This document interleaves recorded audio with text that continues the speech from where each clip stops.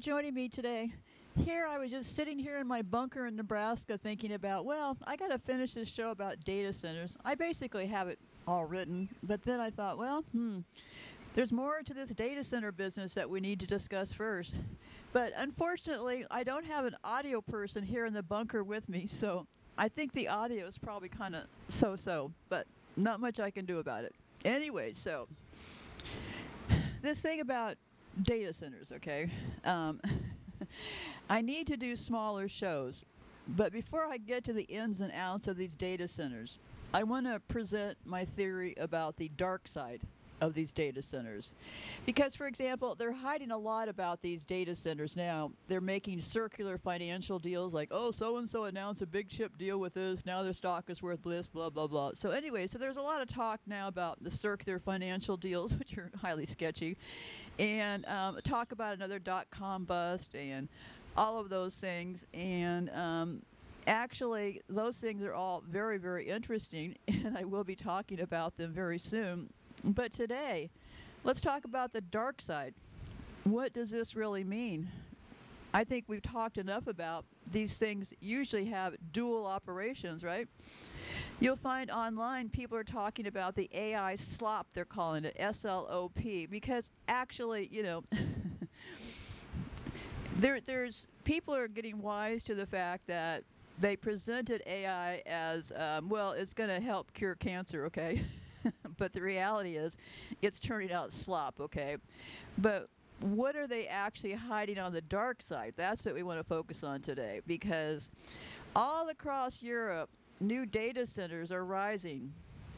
And Belgium also made that big move in the last show to legitimize part of the sex industry. And I think this all ties in together. And what I'm going to be calling it is the triple hop. Because these data centers have I can see a potential, like a huge potential, for these data centers to increase drastically the child sex abuse materials being spread online right now. Because logistically, and I'll be getting back to that in the next show, but logistically, the plans are in action, right? They got the child actors in those rooms doing the sex materials. I say they're being done in one big building, big buildings, and probably somewhere in Romania or somewhere. So now these data centers are popping up. Well, the data centers are to actually spread more information out there, right? Well, that more information could also be all these child sexual images, right? So, um, yeah, because there's a few people that play here. We got the Netherlands, which is the #1 spot for these types of deals. You got the United States, another top spot, and then we have Romania in that region. So I'm calling it the triple hop. So just stick with me here for a second, because what I had to do was I started thinking about the data centers in Europe, and what I did was a search for countries that are pushing for more data centers. It also those kind of logistics. So that's how I was able to summarize all this information. Because obviously, I'm suspicious of certain parts of the area, right? So the triple hop route that I'm proposing is Amsterdam, Poland, and Romania. So the route sits entirely inside the European Union and the Schengen travel zone. So from Brussels, the home of NATO and EU leadership, it's a quick and simple to reach Amsterdam, Warsaw, or Bucharest, each within a few hours travel. The physical closeness allows technical teams, investors, or illicit operators to supervise facilities spread across those countries without border friction. So first you got to set up the triple hop right there. Okay, so the core really is Amsterdam, because studies have shown that Amsterdam is, in fact, the heart of a lot of this digital sexual imagery that's coming out of there, okay? So Amsterdam is the core of the hop, okay? And its role is Western Europe's digital heart and internet exchange hub. Amsterdam has dense hyperscale concentration. They have Google, Microsoft, Amazon, Digital Reality, and Interaction. So the pack is all there, right? So But here's what happened in Amsterdam. The region hit hard times in 2023 to 2024, meaning the grid there for these data centers was declared full until 2035. And that got me really going at that point. Because if the main spot, because I've been talking about, there's these nonprofit groups, and they pretty much know, according to like IP addresses and stuff, where the sexual material is being broadcast from. Not where it's being generated, but where it's being broadcast from. And that spot is Amsterdam, with the United States being number 2. So I just was following a lot of logical paths along here, right? And remember, this is just my idea. Everybody can have their own ideas. I am just hoping that, well, my time is running short. I'm just hoping that somebody will pick up the ball from here. So let me tell you what I know. Okay, so, and actually this got so interesting, I thought, nah, I don't want to talk about that other stuff today. Let's talk about this first. So, okay, so they realized that Amsterdam is full, okay? And the hard hit limits 2023 to 2024. So the grid was declared full until 2035. So that put local zoning caps on new hyperscale sites. It created public opposition over water and power use. That was already going on. So there was a lot of reasons for them to get out of Amsterdam with these materials, right? Because first of all, the grid was full. So the grid being full, they would have to do a whole new grid remake to make this happen again, right? So they figure maybe in 2035, if you restore the entire grid, maybe you can return to business here. So, but you know, that's probably not going to happen. But anyway, so because of public opposition, zoning caps, and the grid being full, Dutch developers and investors began exporting their designs, engineers, and financing eastward. And where do they likely go next? Well, by logical conclusion, I'm suggesting Poland. Poland is an EU member with a stable grid, cheap land, and fast fiber to Frankfurt and Amsterdam. The government there has a lot of incentives for digital infrastructure. There are hyperscalers in this data business who are already committed billions in Warsaw and lots already. They've already committed funding, okay? So a lot of logic for Poland, right? And what's the activity? Well, Dutch and Western operators are building campuses using the same modular templates proven in the Netherlands.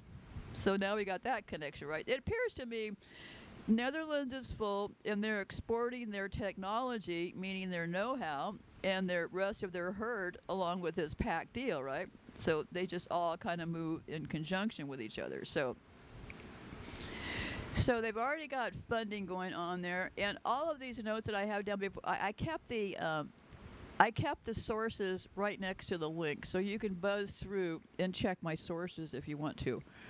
So anyway, because I'm making a lot of assumptions here that nobody else is making, so, you know, question everything I'm doing. So anyway, so that was a reason for Poland because of proximity and all that. And they already have Dutch and Western operators in the region using the same modular templates they proved to work in Netherlands, right? So local firms and municipalities in Poland have also been competing to host AI-ready parks, efficiently replicating the Dutch model. And then also we have the NATO layer. Poland also hosts major allied installations. The multinational corps Northeast and the Aegis Ashore missile defense make it strategically central and well secured for all kinds of logistical flows. And the next place I picked out, obviously, is Romania, where they're actually likely producing a lot of this child sex abuse materials. Why Romania? Well, Romania has the lowest land and energy costs in the entire EU. They have abundant renewables and hydro. They have liberal permitting and less local resistance. They have direct fiber access to Black Sea undersea cables and the Balkans. And keep in mind, the internet is still run under the sea, okay? A lot of people are tricked by those NASA satellites, and they think, oh yeah, that's where the internet comes from.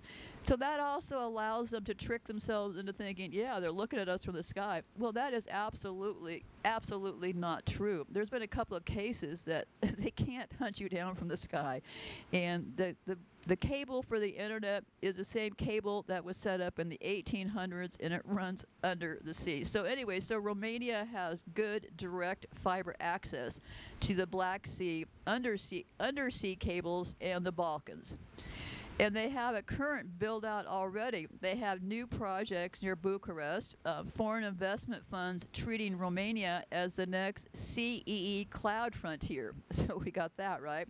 And then, of course, in Romania, we have our friends at NATO. Well, good morning, Brussels. So anyway, so they have the NATO layer there with multiple allied deployments, make it part of NATO's southeastern shield, meaning heavy Western presence and constant movement of personnel and equipment. Perfect, right? Got those jets lined up. So yeah, so those were the places that I picked, okay? Now, obviously, there's room for picking other places, but these, for right now, to me, seemed like the very most obvious ones, okay? So,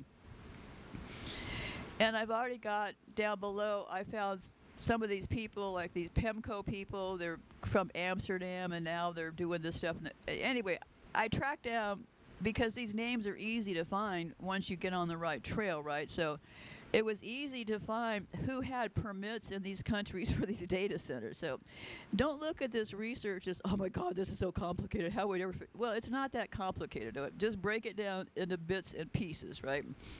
So EU structural and cohesion funds, large digital infrastructure grants earmarked for digital transformation and resilience are flowing from Brussels.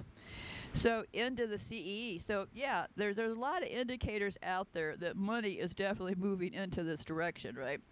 And there's the European Investment Bank, or the EIB loans, and they're giving out loans for energy and cloud localization. And then of course we have NATO is in Belgium, Poland, and Romania. So we got them all right there together, right? So anyway, so the practical mechanics of the triple hop, capital origination. Funds and developers raise money or debt in Western Europe, Amsterdam, Luxembourg, and Geneva. The design and engineering comes from Dutch consultants. They standardize the architecture and power distribution modules. So they also did deployment in Poland, land acquisition, and grid hookup near Warsaw. Local partners handled the permits and staffing. Then there was replication in Romania, it looks like. Lower cost campuses added around Bucharest or this other area using identical vendor lists. So once you identify your vendor list, you can kind of track that herd around, right? So, okay, so all sites interconnect. So yeah, meaning the Netherlands remains the operational core even as compute moves east. So yeah, we're coming from Amsterdam on out here. So rapid build out without matching power infrastructure, which is already visible in Amsterdam. So yeah, even though the Netherlands mature operators and investors are literally exporting their data center operating systems eastward. They're using Dutch design, Western capital, Eastern European land, and that has become the new European digital corridor. It's efficient, legal now, according to them, and immensely profitable, which also means any misuse of that same infrastructure can scale just as fast unless enforcement keeps up. Well, the whole plan is they are enforcement, right?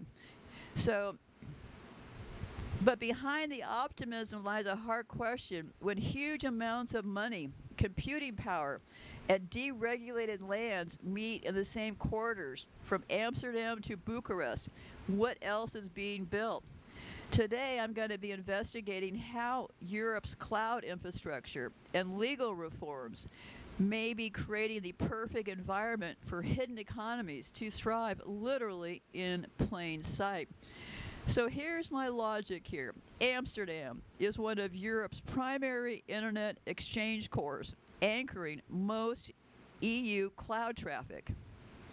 Poland has become the Eastern replication zone, big enough grid, low cost, EU laws. Romania extends the chain southeast, closer to the Black Sea cables and Balkans, while still in EU jurisdiction. This creates a latent optimization eastward arc, Amsterdam as the hub, Warsaw, the spillover, and Bucharest, they have large capacity and lower scrutiny. So the same fiber corridors that move cloud workloads could also carry encrypted or anonymized traffic if it was abused.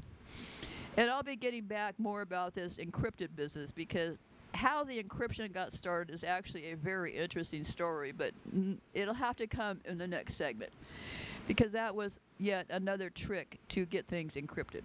So moving along here. There's the travel and organizational convenience. It also struck me by looking at maps that all these places are pretty darn close to each other, right? So from Brussels, where NATO and many EU agencies sit, flights or trains reach Amsterdam in under 2 hours, Warsaw in about 2 hours, and Bucharest in about 3 hours. That makes it easy for any European-based technical, logistics, or financial teams, legitimate or criminal, to supervise data center operations spread across those sites. And that reminded me, when I worked in marketing at Intel around 1978, the company's expansion strategy stuck with me. Whenever they picked new locations, they were all within an easy flight of the corporate center, being Santa Clara. So engineers, managers, and sales teams could move quickly and keep projects on track. So yeah, so that was exactly the model that Intel used. And it made sense because they also had like a airplane shuttle that you didn't have to catch a commercial plane. You could just book it and catch the Intel flight. So they had regular flights actually scheduled between these places that, you know, if you're going to meet with a marketing team over in Oregon and you're in California, well, you could hop on the Intel plane shuttle in the morning, hop over there and hop back. So yeah, the proximity is what really ties it together, right? So because everything makes it short hops, makes it trivial, makes it easy for technical teams and logistics to get together. So yeah, so it has all of those features, right? And so anyway, so the first capacity that happened in the Netherlands reached in 2024, and they reached their overload of how much that data centers in Netherlands in general could do. But for 2025, the sector is expecting over 1.4 billion in investment. So, but because Amsterdam is running into grid and permitting limits, new builds are shifting outward to regions like South Holland, North Brabant. And also Microsoft has acquired, but they're really at capacity, right? So the Netherlands vacancy rate for data centers fell to below 5% in 2025, down from 7% in 2024, indicating tightening supply. So yeah, so in Amsterdam, grid constraints are starting to block new data center construction. In fact, authorities report the power grid of the city is full and may not even allow new centers until 2035 unless grid expansion occurs. And you can well imagine when I read that line, it was off to the races, right? So the Netherlands is a mature, dense market. It has strong connectivity, existing hyperscale footprint. They have Microsoft, Google, and a reputation as a tech hub. But it's approaching their physical constraints, power, land, permitting, and that is pushing growth outward or to new geographies. This makes nearby spillover regions like the northern Netherlands, outskirts, attractive for new builds, legal or otherwise. So what this is actually called is infrastructure diffusion, where a mature core market like the Netherlands reaches its physical and political limits, and the surrounding regions absorb the overflow of capital, expertise, and sometimes shadow activity. Well, I would argue the entire purpose is the shadow activity, right? But we could all decide for ourselves. So why would Poland be my first spillover country that I picked? Well, because it's already within EU laws and energy trading zones. It has close distance to Amsterdam and the Frankfurt backbones. It offers new land parcels, coal, renewable mixes, and municipalities eager for investment. And they already have a hyperscale presence. They already have Amazon, Google, Microsoft. They have local operators already there, and the resellers reuse Dutch design templates from power distribution to modular halls, a literally clone infrastructure model. And then Romania as a second tier spillover. Romania has cheaper power, land, and labor, plus the access to those Black Sea fiber routes. It's seen as a Balkan gateway, less public scrutiny, more flexible permitting. And then there's already a bunch of multinationals there. I've got their lists all down below, and they're drawn on Dutch Western consultants for foreign. Yeah, so they're using the same technical teams in these other locations. And this information is all publicly known. You just have to know what direction to look in, right? So anyhow, so how did this all work? Well, the core build out happened between 2010 and 2020. And that's why the Netherlands became the dense hyperscale hub. And then the constraints happened around 2020 to 2024. They decided, hey, we're running out of land, right? So then developers replicate Dutch templates in Poland, Romania, and to a lesser extent, Finland, Sweden, and Czechia. So they use the same fiber corridors, and they serve both regulated cloud workloads and any actor exploiting for weaker enforcement. I think it's a dual operation, full stop. So, and there was a big surge recently in scale building permits in Poland and Romania referencing Dutch or German contractors. So yeah, it looks like the team is all there. So, the Netherlands is no longer just a hub. It's become a template exporter. Its saturated conditions, experienced engineers, and capital pools are seeding the next generation of data center corridors eastward. Poland is the immediate benefactor. Romania, the follow-on wave. Both enjoy the halo of digital modernization while quietly inheriting the excess capacity and some of the risk that Amsterdam can no longer host. Yeah, probably the really horrible stuff that Amsterdam was hosting there. They'll just shift that over to Poland and Romania, right? So they'll never get caught over in Amsterdam with probably the more filthy stuff they're coming up with now. So anyways, because Poland is seen as this leader in terms of data centers, so obvious to me that would be a place to look, right?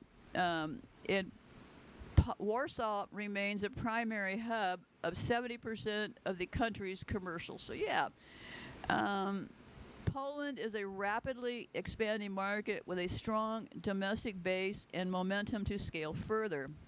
While not as mature as the Netherlands, Poland offers many of the favorable structural factors you want: stable grid, lower cost, EU regulatory alignment, and large talent pool.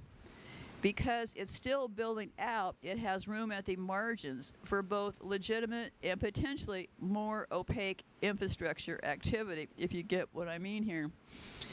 So, and why Romania? Romania is being flagged in reports as a boom market for data centers from both domestic and foreign investors.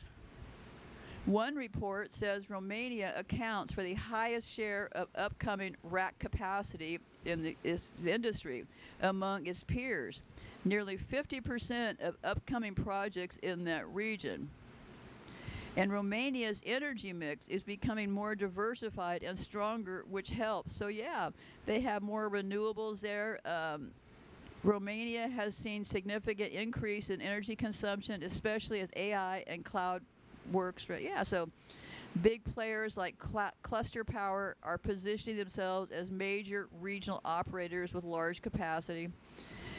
So, policy commentary suggests Romania has many favorable locations near green energy, good grid access, yeah, for large scale. So, yeah, Romania is less mature than the Netherlands or Poland, but seems to be in a rising star phase, building capacity, attracting investment, and gaining in reputation. So, yeah, that was my impression of Romania and Poland. Why? Now, obviously, maybe I've missed some countries. This is just the start. I'm just trying to share what I know right now. So, these make the most sense. So, because in all of these countries, the infrastructure is expanding in all of them, with Poland and Romania being especially fertile for future growth. That expansion gives more real estate for both legit and possible illicit computer infrastructure. So yeah, I've got a bunch of examples. Swiss Switch Data Centers is a Dutch operator with multiple data centers in Amsterdam and blah blah blah. So anyway, so they just publicly announced their first expansion outside the Netherlands, a campus in Warsaw, Poland. So yeah, so people are making announcements all over the place. So all this stuff is public information. It's just a matter of figuring out the right questions to ask. So yeah, these funds serve as the financial engines behind the fan-out model, channeling capital into developments in secondary markets like Poland and Romania via blueprint-based operations, a cut and paste operation, right? And also, there are no major Dutch operator publicly announcing a Romanian campus yet, but we'll see. So anyways, we can certainly come up with certain patterns. The core developer with successful Dutch footprint gains brand, capital, and engineering know-how. They acquire the land, secures the permits, the partners locally, often with municipal support or local groups. They use modular, replicated designs. They don't just come in and reinvent the wheel every time, right? The source comes out of the Amsterdam, and it's backed by capital from large funds like this PIMCO. And they target cities like Warsaw and Bucharest to get lower costs, lower regulatory friction, but maintaining connections to Western European backbone. That is the key, right? So, yeah, marketing public face as sustainable. Yeah. So the Netherlands serves not only as a core hub, but as a template source and capital base for a wider European network, pushing into Poland, Romania, and other nearby geographies. And at least that's how I see it. So, because people in the public, I mean, what do people know about megabytes and all this stuff? And I'll be talking about more of how we got tricked by Silicon Valley in the next thing. They tricked us in all kinds of ways, from how they dress to all this megabyte talk and stuff. But to your average consumer, right? They're sitting there thinking, data centers. Yeah, okay, maybe that's a good idea because it'll bring jobs to my local area. My smartphone has really been moving slowly lately. Maybe I do need more energy. Yeah, this AI stuff is making sense. But that's because, well, to the public, it sounds like, yeah, more power to my smartphone. But they don't really understand all this megabyte, the heated chips, and all these other things, which can become real problems with data centers. As a matter of fact, a major issue I'll be flagging next is, well, they kind of made a big mistake on the chips. So the chips they picked are a big mistake. It could be that all those data centers are going to have to all be redone, but I just don't have the energy to go there right now. Let's stick on the dark side for today. So anyway, yeah, there's a million issues with these data centers. And these issues lead me more and more to believe that, well, yeah, of course it's turning out AI slop that nobody can understand, because underlying it, what they really want to do is push out all of this child sexual material, right? That is the underlying goal here. And so that's why they're structuring this in countries which make it legally possible, right? Along with their buddies from NATO. I'm kind of guessing at this point that the people at NATO are probably not going to send me any of those delicious chocolates for Christmas this year. But that's okay. Since I'm dying of lung cancer, I haven't been having any added sugar. So you can save your postage. But anyway, so yeah. And because NATO is always there, right? Because NATO is there in Belgium, Romania, and in Poland. So, and Romania is being touted as a big data center. So yeah, this information is all out there. You just have to look at, who's promoting. All I had to do was look for different cues, like who is pushing for data centers in Eastern Europe, and bingo, you start to see the same companies, right? So, so across Europe, data centers are multiplying fast. Massive buildings filled with servers that power everything from social media to streaming. At the same time, in the last show, I was talking about Belgium. They changed their sex work laws, and I think this ties into all of this. Because they probably wanted to focus on this child sex abuse materials, right? So better to get out of the messy sex work business that was getting them into all this trouble. Just my current thinking, okay? So these shifts always happen when the money moves, right? And as legal systems tighten controls in one area, other parts of the digital world open new opportunities. Some legal, others far more questionable, but they can all ride under the same legal shield, right? So what is the same infrastructure driving Europe's AI and cloud boom could also be creating space for unregulated or hidden economies stretching from Amsterdam through Poland to Romania. So I think it makes sense because like everything else in our modern age, data centers have two sides, the one we see and the one we don't. Behind the marketing slogans about cloud computing and AI innovation might be something darker. Because I've been investigating the explosion of child exploitation online, the disturbing rise of child-produced sexual materials themselves, often from their own bedrooms. But as I keep digging, one connection becomes impossible to ignore.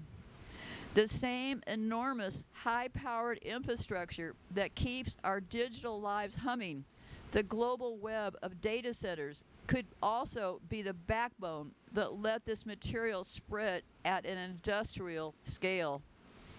This will set off an explosion like you've never seen before, and it will even make more sense when I get back with the next show, because at one point, Pornhub, when they were getting out of the child sex business, when they so-called got called out for being too hot in the kitchen, that unleashed millions of these images. Of course, no one knows where those images went, right? Well, I have a pretty good reason to know where they went, but we'll be getting back to that later. So this whole thing just really ties them all together. Because now everybody's focused on AI as being fakes, right? They're calling it slop, because that really is what it is. You can't trust them to write reports or do it. You really, without a human interface, they cannot be trusted. And so I think the real risk for massive data centers and unlimited cloud storage and the speed of distribution, those systems lower costs and erase borders, turning what used to be isolated acts of abuse into a global network business. This could really be the kicking point for all of that child sex material business. At least that's what I am proposing. I'm not saying that everybody has to bobble their heads and say, yeah, you're right, you're right. No, I am going to be leaving this game board pretty soon. I'm just trying to lay the path for where I've been going, and I'm just hoping maybe somebody will pick it up from here. So, because I believe data centers are being set up across the zones to crank out illicit child sex abuse material and pornography. It makes sense. They need that high power, because data centers are now spreading across Europe. And why exactly are they spreading into places like Romania and Poland? So yeah, places that I've already talked about that already have a lot of pretty big issues, right? So Europe is adding very large amounts of data center capacity right now, driven by cloud, AI, and hyperscale builds. And that means more rack power, more GPU clusters, and cheap co-located hosting that could technically be misused if a bad actor was in that space. So power demand projects for European data centers are rising fast. More power, more compute, more capability to host, store, and generate large volumes of media. I'm not talking just slop. I'm talking images of real media, real children doing sex acts, that kind of stuff. So the clearest repeatedly published findings from NGOs and hotlines is that the Netherlands is the biggest single hosting hotspot in Western Europe by a large margin, while other EU states and the US also show up in these data sets. But interestingly enough, Belgium and Luxembourg do not appear as leading host countries in this published data. So that means they're not running the stuff out of Belgium and Luxembourg. They're probably managing it out of, see what I'm saying?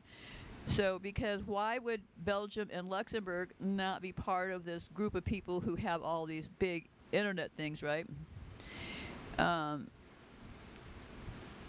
So the Internet Watch Foundation, or IWF, and NHOPE members' hotlines report that a majority of known CSAM web pages they action are hosted in EU countries, and the Netherlands consistently hosts the single largest share. In recent NGO summaries, the Netherlands represented the dominant share of action URLs. Independent researchers and monitors and recent analysis cited by NGOs repeatedly identify Dutch hosting as a major focus for CSAM availability in Europe. So yes, this is my logic. It's already all coming out of the Netherlands to start with, right? So it makes more sense. The Netherlands is full. Move to Poland and Romania, right?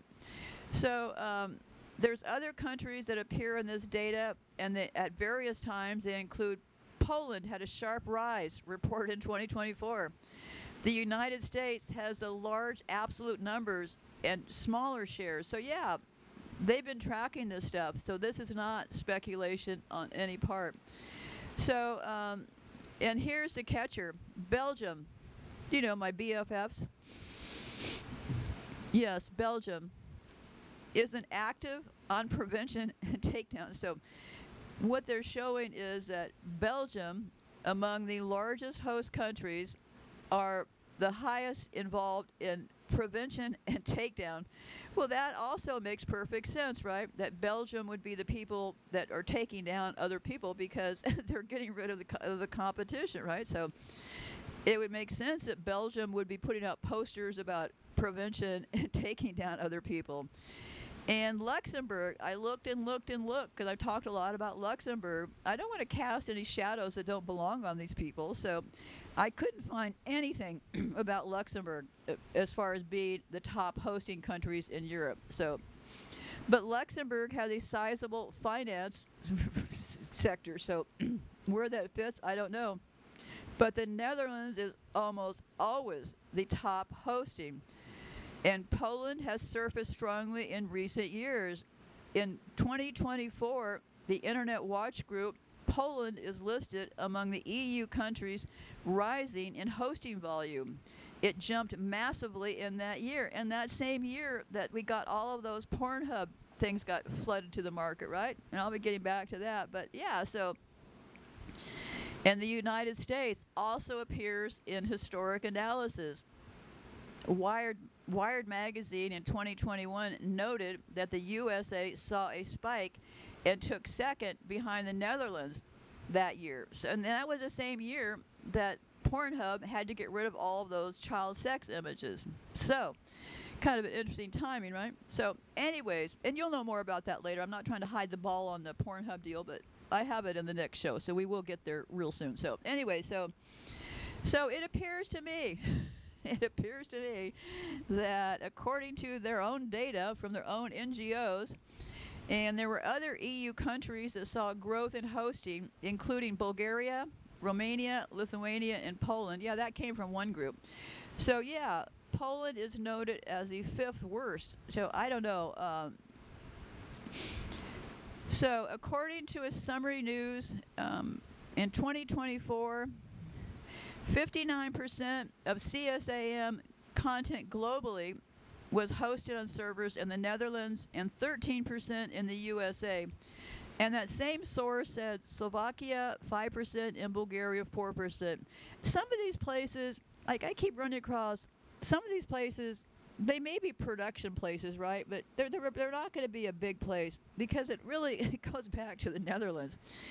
And I think it happened because when Belgium recently decriminalized and regulated sex workers, and in 2024 to 2025, they introduced employment protectors for sex workers, a legal environment intended to move activity into regulated channels rather than criminal markets. So, yeah. So, I'm 100% that they say the U.S. growth is huge. If illicit actors want scale, U.S. hosting provides many options. However, U.S. providers generally have stronger regulatory oversight, better abuse mitigation, and more legal risk. And that's why they're saying Eastern Europe is a growth zone, less saturated, more opportunity for new capacity, possibly lower scrutiny or attractor for less regulated hosting services. Because data centers are capital intensive and require stable power. And they need operators, whether legal or illegal. So, yeah, and they all cluster where connectivity, regulatory environment, energy, and oversight favors them. So, and if you look closely, the pattern is clear. The Netherlands, Poland, Romania, and the United States. The very same countries that keep appearing in both the tech boom and the online abuse problem. At least, like I said, that's how I'm seeing it. And I've got all the capacity issues about why Amsterdam, how many gigabytes they ran into and ran out of, and all that stuff. So bottom line, Amsterdam's grid is full.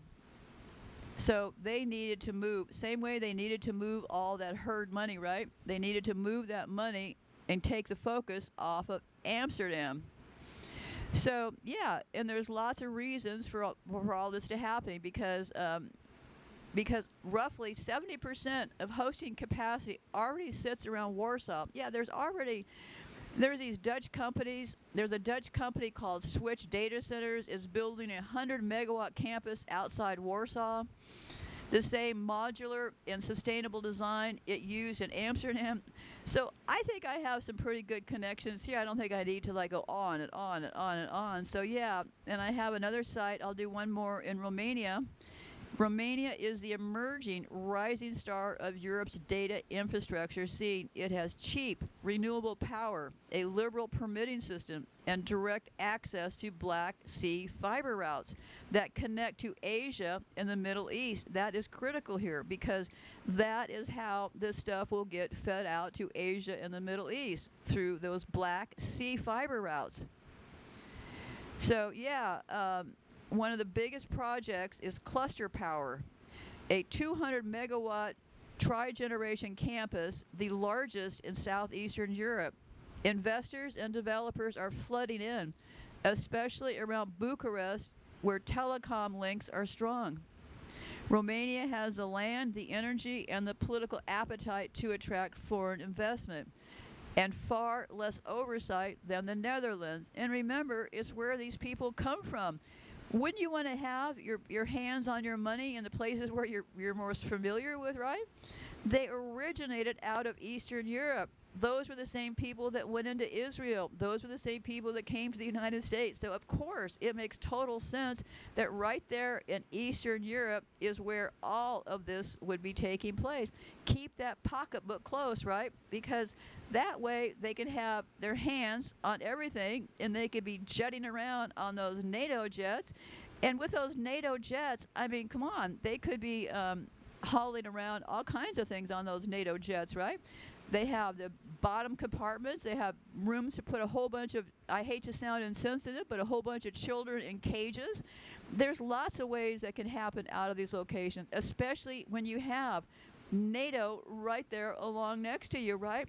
It makes for the perfect plot hiding in plain sight, I would have to say. So anyways, I'll be back with more of this. I'll try to get this data center stuff done in the next day or two because it will tie in all of these pieces together. I apologize for not being able to present it as one whole piece, but that's going to be changing. I'm not going to be doing those really long shows anymore. So anyway, so be safe out there and goodbye.